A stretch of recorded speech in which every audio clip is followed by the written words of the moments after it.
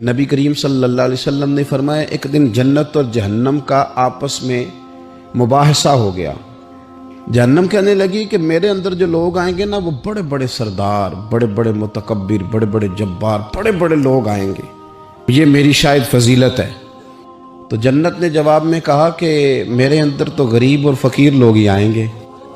मेरे अंदर तो वो लोग आएंगे जो दुनिया में बज़ाहिर बड़े बड़े नहीं थे, फ़ुक़रा, मसाकीन, यतामा, ये अक्सर होंगे।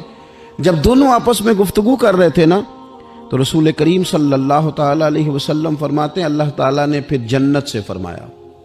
अल्लाह ने जन्नत से फरमाया कि तू मेरी रहमत है और मैं अपने बंदों में से जिस पर रहमत करूंगा ना, तेरी सूरत में उस पर रहमत कर दूंगा। और रब करीम ने इरशाद फरमाया जहन्नम से कि तू मेरा अजाब है, तो मैं अपने बंदों में से जिसको चाहूंगा तेरे ज़रिए अजाब दे दूंगा, लेकिन भर मैं तुम दोनों को ही डालूंगा।